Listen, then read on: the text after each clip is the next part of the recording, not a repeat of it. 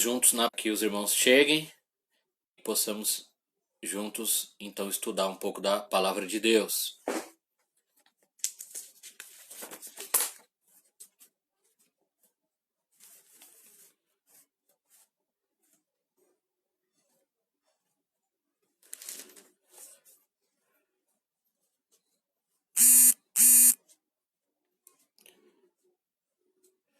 Boa noite, Gabriel.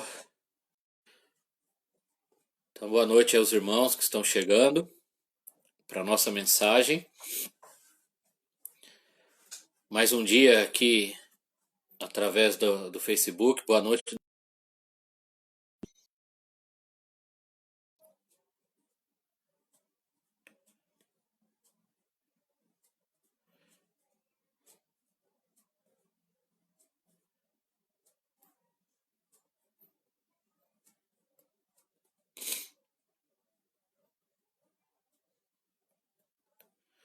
Os irmãos estão chegando. Deus abençoe cada um.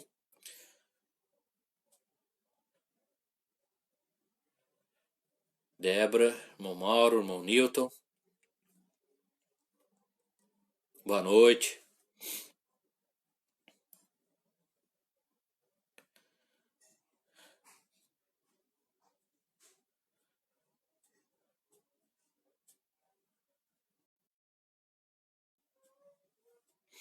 Muito bem, irmãos. Sejam todos bem-vindos. É bom estar com vocês nesta noite.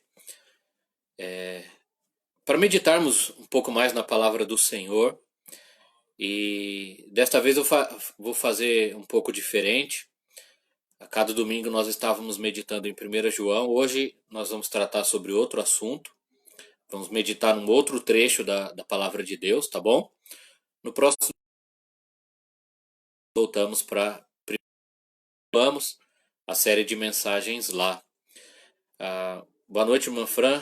Mas hoje nós vamos meditar em Gênesis, o primeiro livro da Bíblia, tá bom?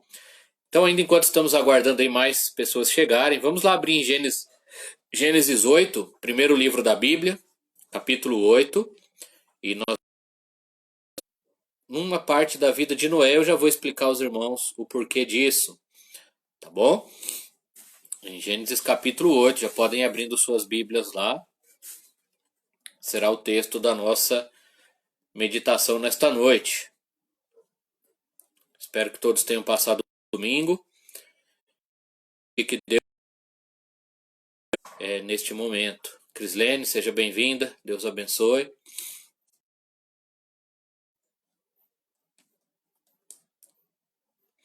Muito bem, então vamos para Gênesis capítulo 8. Nós vamos fazer a leitura de todo o capítulo, tá? Nós vamos meditar em todo o texto, tirar lições para as nossas vidas. Boa noite, João. Seja bem-vindo. E nós vamos ler então, eu estarei lendo a passagem em suas Bíblias, ou escutarem com atenção, e logo em seguida nós vamos meditar. Deixa eu falar uma coisa. Nesses dias, desde que começou essa pandemia devido ao vírus, muitas vezes em conversas as pessoas soltam algo relacionado a Noé. Talvez você já passou por isso, né? Algo assim, como diz lá em Mateus 24, nós estamos vivendo igual os dias de Noé, está se aproximando do fim. Jesus está voltando, como Jesus falou. Vamos ler primeiro então Mateus 24, antes de ler Gênesis 8, para a gente ver do que se trata esse trecho e fazer essa ligação, tá bom?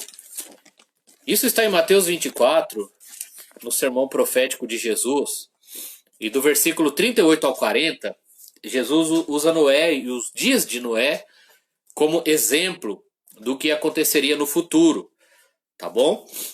Então diz assim, olha, em Mateus 24, do versículo 38 ao 40. Boa noite, Deus abençoe.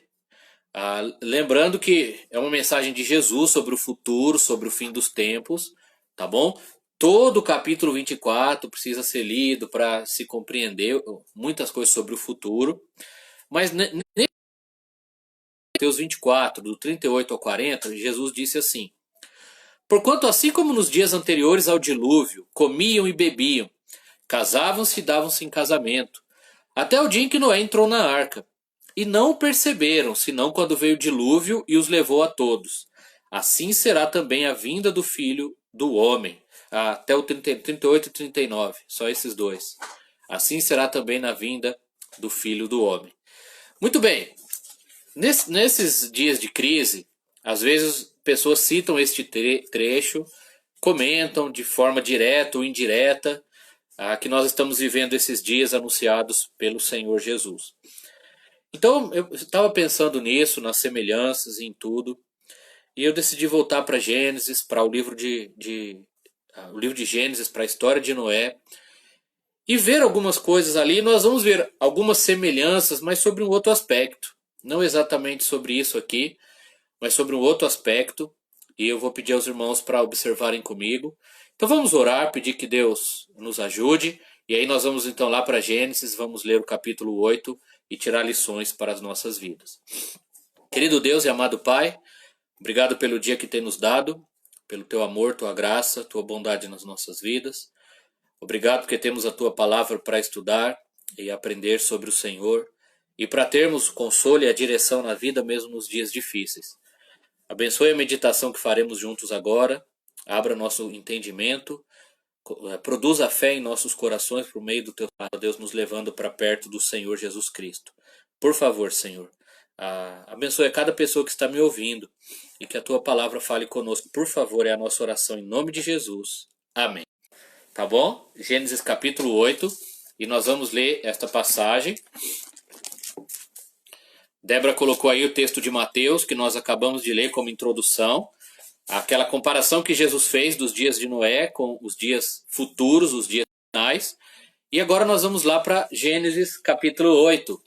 Eu estarei lendo, vocês podem acompanhar comigo. Lembrou-se Deus de Noé, e de todos os animais selváticos, e de todos os animais domésticos que com ele estavam na arca. Deus fez soprar um vento sobre a terra, e baixaram as águas, fecharam-se as fontes do abismo e também as comportas do céu, e a copiosa chuva do céu. As águas iam se escoando continuamente de sobre a terra, e minguaram ao 150 dias. No dia 17 do 7º mês, a arca de Ararat, e as águas foram minguando até o 10º mês, em cujo primeiro dia apareceram os cimos dos montes. Ao cabo de 40 dias, abriu Noé a janela que fizera na arca, e soltou um corvo, o qual, tendo saído, ia e voltava, até que se secaram as águas de sobre a terra. Depois, soltou uma pomba para ver se as águas teriam já minguado da superfície da terra. Mas a pomba, não achando onde pousar o pé, tornou a ele para a arca, porque as águas cobriam ainda a terra. Noé, estendendo a mão, tomou-a e a recolheu consigo na arca. Esperou ainda outros 7 dias e de novo soltou a pomba fora da arca. À tarde, ela voltou a ele. Trazia no bico uma folha nova de oliveira. Assim entendeu Noé que as águas tinham minguado de sobre a terra. Então esperou ainda mais 7 dias e soltou a pomba. Ela, porém, já não tornou a ele. Sucedeu que no primeiro dia do primeiro mês, do ano 601, as águas se secaram de sobre a terra. Então Noé removeu a cobertura da arca e olhou, e eis que o solo estava enxuto, e aos 27 dias do segundo mês a terra estava seca. Então disse Deus a Noé: sai da arca, e contigo tua mulher, teus filhos e as mulheres de teus filhos, os animais que estão contigo, de toda a carne, tanto aves como gado, e todo réptil que rasteja sobre a terra. Faze sair a todos, para que povoem a terra. Sejam fecundos e nela se multipliquem. Saiu, pois, Noé com seus filhos, sua mulher, e as mulheres de seus filhos. E também saíram da arca todos os animais, todos os répteis, todas as aves e tudo que se move sobre a terra, segundo as suas famílias. Levantou Noé e, tomando de animais limpos e de aves limpas, ofereceu ao altar. E o Senhor aspirou o suave cheiro e disse consigo mesmo: não tornarei a amaldiçoar a terra por causa do homem, porque é mau o desígnio íntimo do homem desde a sua mocidade. Nem tornarei a ferir todo vivente, como fiz. Enquanto durar a terra, não deixará de haver sementeira e ceifa, frio e calor, verão e inverno, dia e noite. Amém? Que Deus abençoe a sua palavra. Irmãos, quando nós comparamos os dias de Noé com os nossos dias, como temos feito por causa dos males que têm vindo sobre o nosso mundo, das mortes, os vírus, as tragédias, a este isolamento, toda a crise que cerca a situação que temos vivido, então é normal nós compararmos com aquele discurso de Jesus, lembrarmos dos dias de Noé, as pessoas sem querer saber de Deus, vivendo suas vidas no pecado, e de repente veio o fim anunciado por Deus e as pessoas que não confiaram foram mortas nas águas do dilúvio. Somente Noé e sua família foram salvos na arca que Deus preparou, e aí, através deles, Deus recomeçou o mundo. Há semelhança, muitas coisas parecidas. Nós vemos que tudo isso é um indicativo de que o fim se aproxima. As pessoas vão vivendo suas vidas, comendo, bebendo, se divertindo, casando e fazendo todas as coisas sem pensar na eternidade. E a morte chega, as tragédias chegam e o fim vai chegar. Jesus vai voltar e haverá um julgamento. Então, existe sim esta. Eu quero abordar um outro aspecto dessa semelhança e do fato de que Deus se lembrou de Noé, como diz o versículo 1, e Deus também se lembra de nós. É sobre isso que eu quero falar.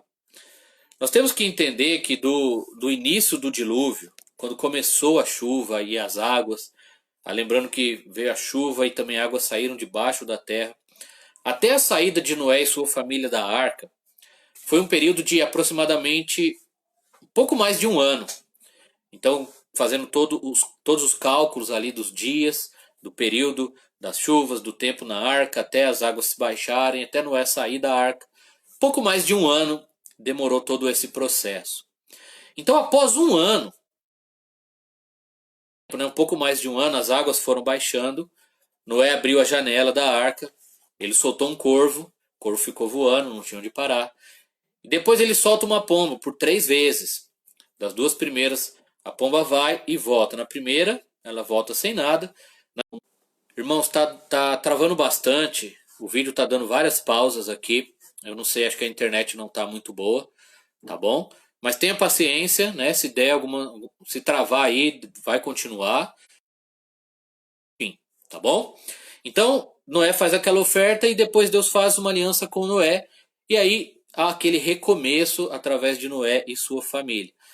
Mas eu gosto muito do versículo 1 do capítulo 8, quando diz assim: lembrou-se Deus de Noé. Lembrou-se Deus de Noé e de todos os animais que com ele estavam na arca. Mais de um ano se passou, né? E Deus se lembrou de Noé. Foi um tempo longo, um tempo difícil. Talvez Noé tivesse pensado naquele período ali: será que Deus está se lembrando da gente aqui nessa arca? Será que Deus se lembrou que a gente está vivo aqui, que a gente precisa de um lugar para parar, para recomeçar?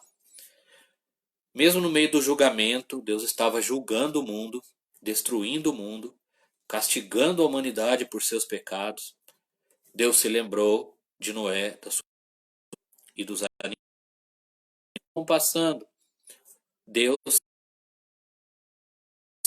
se lembra de nós. Deus se lembra dos seus filhos. Em nenhum momento Deus deixou de se importar com Noé. Em nenhum momento Deus deixou de olhar para Noé. Deus, ele se lembra de nós, ele olha por nós, ele presta atenção nos seus filhos e ele cumpre a sua aliança. Ele tinha feito um pacto com Noé. Voltando aqui, o sinal está bem ruim, como eu falei. Então Deus tinha feito um pacto com Noé, ele cumpre esse pacto assim como ele cumpre a sua aliança, esse pacto conosco.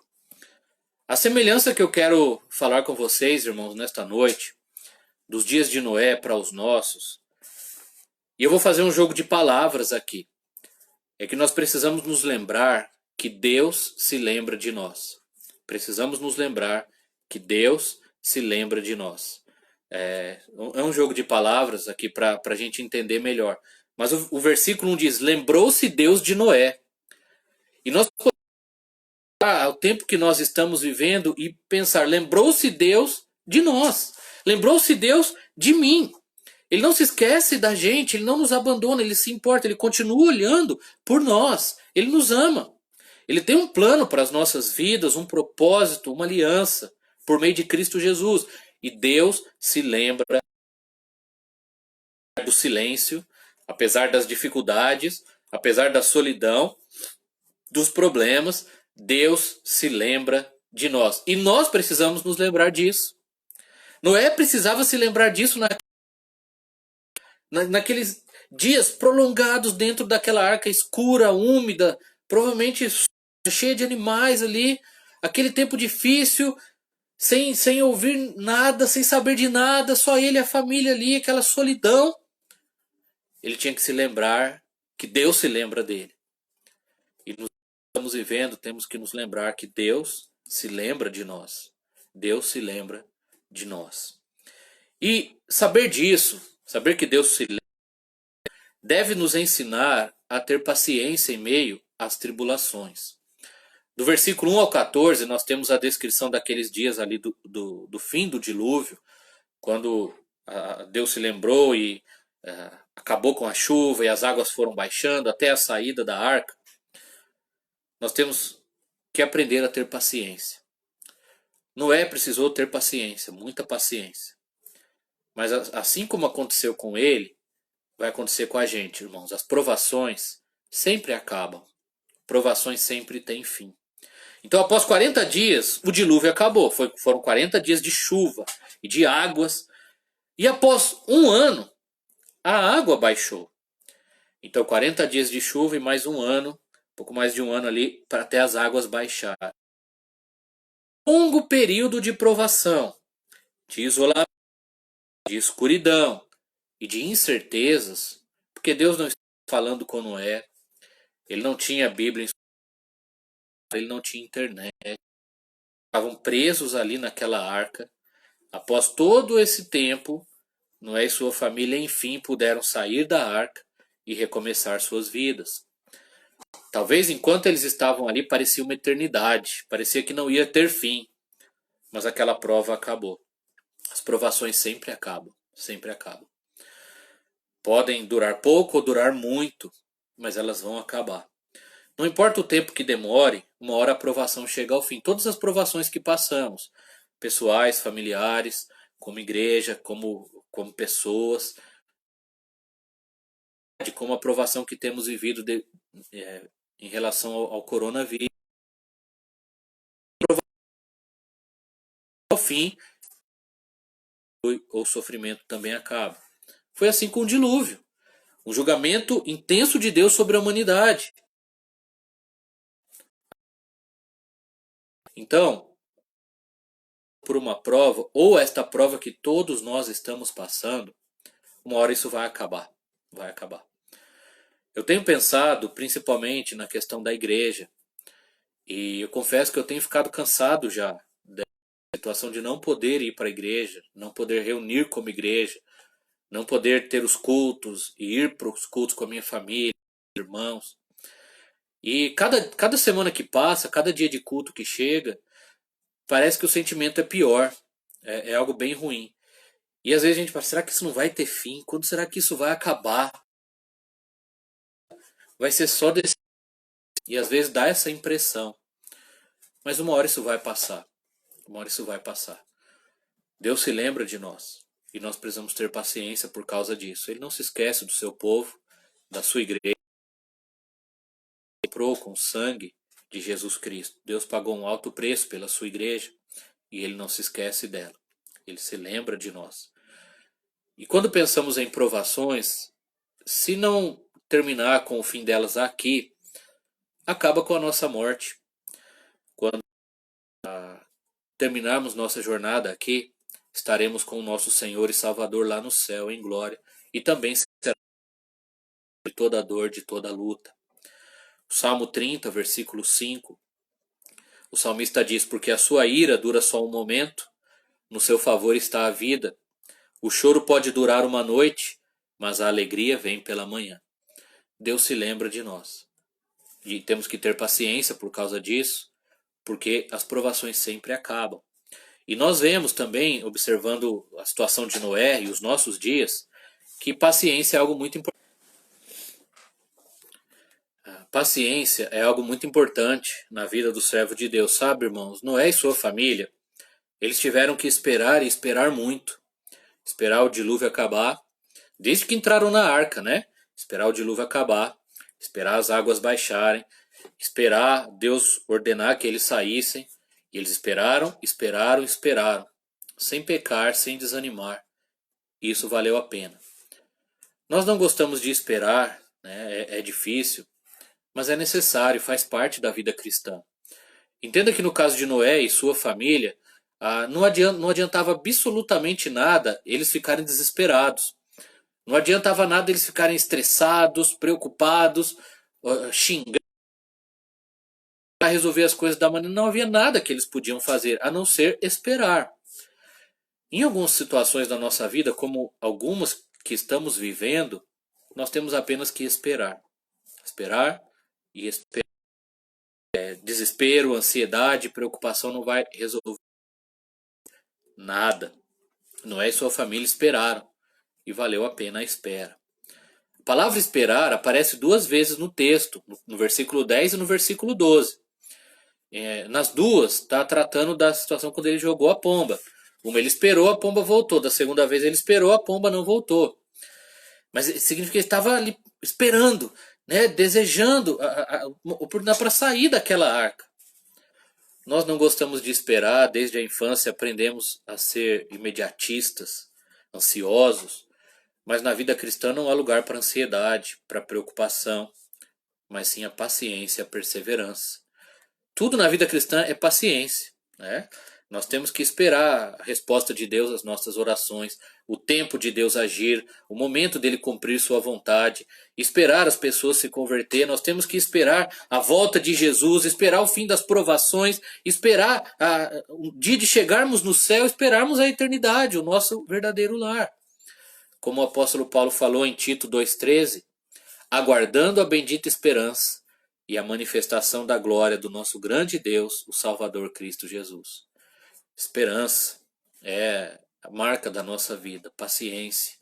Então, nós temos, sabendo que Deus se lembra de nós, nos lembrando que Deus se lembra de nós, nós aprendemos a ter das tribulações, pois as provações sempre acabam e a paciência é muito importante.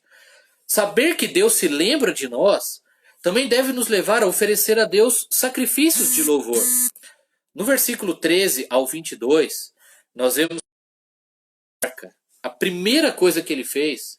Talvez na nossa imaginação ele ia sair correndo, pular na grama, sair rolando, né? Sentir a terra, tudo aquilo que ele estava com saudade. Fez foi orar e agradecer a Deus pela salvação, por tão grande salvação, pela arca que ele preparou, por tê-lo sustentado durante aqueles meses dentro daquela arca. Então ele foi e ofereceu a Deus sacrifícios. O texto diz que ele ofereceu alguns animais e também algumas aves, né?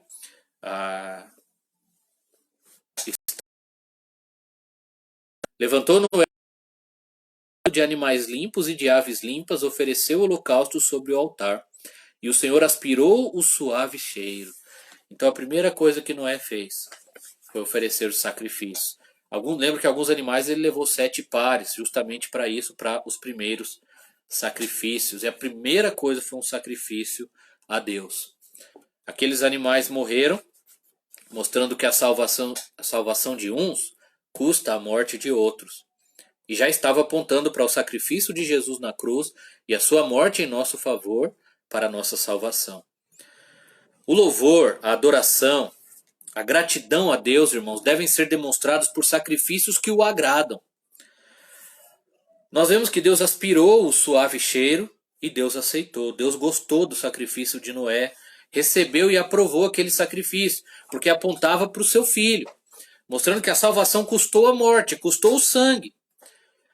É óbvio, irmãos, hoje nós não temos que oferecer sacrifício nenhum a Deus, porque o sacrifício perfeito, total e completo já foi feito na cruz do Calvário. Jesus, o Filho de Deus, morreu por nós. Ele já derramou o seu sangue, ele já deu sua vida, então já não resta mais sacrifícios pelo pecado. Não temos a necessidade de fazer mais nenhum sacrifício. Não precisa repetir nem nada, porque Jesus já fez tudo. Nós apenas desfrutamos do que ele conquistou na cruz. Porém, salvos pela graça, nós agora como filhos de Deus, servos de Deus, como gratidão, a Bíblia diz que nós devemos oferecer a Deus sacrifícios de louvor, que são fruto de lábios que confessam o seu nome, e a nossa própria vida como um sacrifício vivo. 2 versículos muito importantes. Se a Débora até puder anotar aí para os irmãos. Hebreus 13, 15, primeiramente. Olha só. Por meio de Jesus, pois ofereçamos a Deus sempre sacrifícios de louvor, que é o fruto de lábios que confessam o seu nome. Hebreus 13.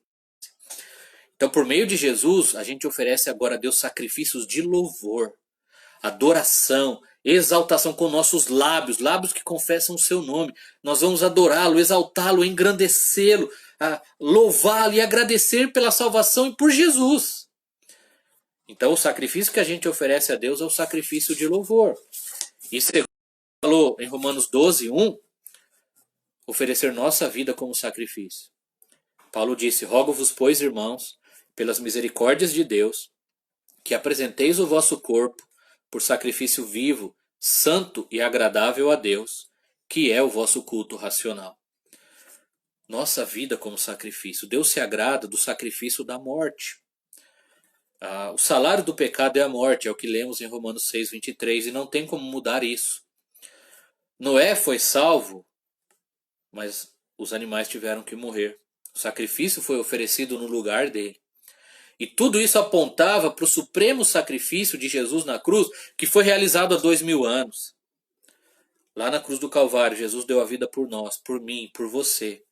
Derramou seu sangue para nossa salvação.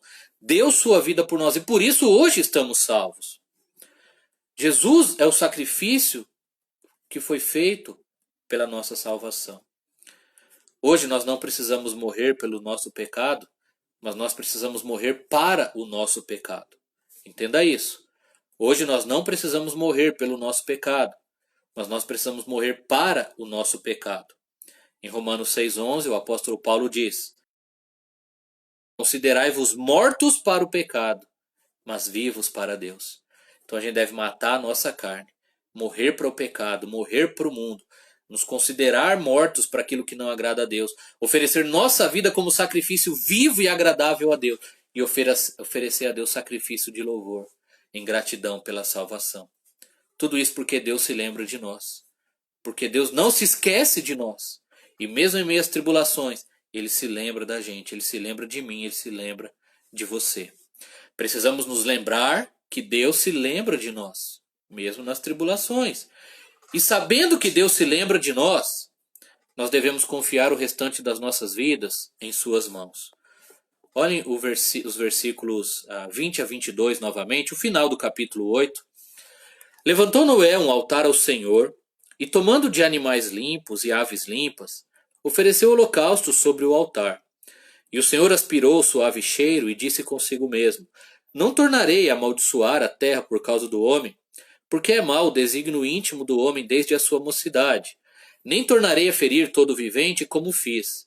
Enquanto durar a terra, não deixará de haver sementeira e ceifa, frio e calor, verão e inverno, dia e noite. Após aceitar o sacrifício de Noé, Deus fez uma promessa de que não ia mais amaldiçoar a terra por causa do homem. Dali em diante, ele disse, enquanto durar a terra, vai haver a ceifa, o frio, o calor, verão, inverno, dia e noite, as estações, e a terra vai funcionar e vai ser tudo normal até o dia final. Até o fim dos tempos, a vida aqui vai correr normalmente, sob a direção e os cuidados do Deus soberano. Às vezes a gente se preocupa e o mundo está acabando. E o coronavírus está aí, agora o mundo está acabando, a gente está chegando no final dos tempos, vai morrer todo mundo, a gente vai entrar na tribulação e vai acabar tudo. E muitas pessoas começam a ficar desesperadas e parece que Deus perdeu o controle do mundo. Irmãos, coronavírus, aquecimento global ou esfriamento global, e tantas coisas ruins que acontecem, guerras, rumores de guerras. São coisas tristes, trazem muita dor, muito continua nas mãos do Senhor. Ele da terra, ele controla a gravidade, ele controla a natureza, ele controla tudo, ele não perdeu nada do seu governo sobre o mundo. E enquanto não chegar o dia final que Deus determinou, as coisas vão continuar funcionando aqui na terra, como foi após o dilúvio, desde aquele dia até hoje. Mesmo no mundo hostil, nós temos que confiar nossas vidas, por mais difícil que seja, nas mãos do Senhor.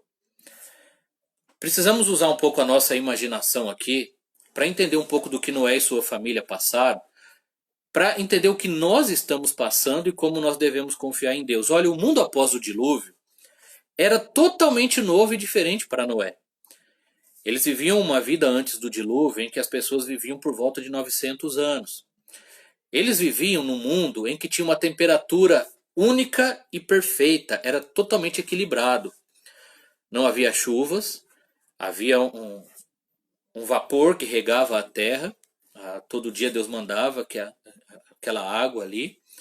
O clima era perfeito, não tinha muito calor, era perfeito para plantar, para colher, era um mundo totalmente diferente do que aconteceu depois do dilúvio. Noé e sua família, ao saírem da arca, eles tinham que se acostumar com umas coisas novas, era um desafio muito grande para eles. A partir dali a vida seria curta. A partir de Noé, ali, depois da arca, as pessoas começaram a viver por volta de 120 anos e isso foi diminuindo. 130, 120, 110. Ficou essa média ali de 100 anos. Antes viviam 900. Olha, já houve uma mudança drástica. Agora, a Terra era menor. Antes do dilúvio era um continente só. Era um mundo imenso. Depois do dilúvio, a Terra foi dividida em continentes e os oceanos aumentaram. Agora a Terra estava separada e a partir dali haveriam catástrofes e tragédias naturais, abalos sísmicos, terremotos, vulcões, tsunamis, vendavais, tempestades, coisas que não aconteciam antes do dilúvio. Noé e sua família tinham que enfrentar tudo agora, toda essa variação climática, as diferentes estações do ano, né, e do clima e da temperatura perfeita que eles tinham antes. Então depois de todo aquele período na arca, eles tinham que reaprender a viver, se readaptar ao mundo, tomar muitos cuidados e com certeza eles tiveram muitas perdas. Eles não tinham mais nada, bem nenhum, não tinha mais pessoas, eles estavam recomeçando do zero, ia ter que plantar e recomeçar a vida só eles, até que começasse a nascer novas pessoas. Quando nós sairmos deste isolamento, desta crise do coronavírus, nós vamos encontrar um mundo bem diferente, irmãos. E para nós que somos crentes, mais ainda. Já estão voltando ao normal, não bem ao normal, mas voltando mais ou menos. O comércio vai voltando, as empresas vão, uma coisa ou outra vai voltando com certas restrições. E as igrejas ainda estão sendo proibidas de se reunir. Ainda há uma pressão muito grande sobre os pastores e os cristãos, sobre pregar e reunir as pessoas. Nós vamos enfrentar dificuldades para conseguir alcançar as pessoas com o evangelho, para reunir de novo os irmãos. Infelizmente, pessoas vão se enfraquecendo, têm se afastado, têm perdido a fé. Muitas pessoas estão confusas. Nós vamos enfrentar o luto, a dor e o sofrimento de muitas famílias. Pela graça de Deus, nós estamos bem aqui em Piuí, mas em muitos lugares do Brasil e do mundo, muitas pessoas morreram, estão morrendo ou estão doentes. Nós vamos enfrentar uma realidade econômica diferente, uma realidade política bem caótica, brigas e crises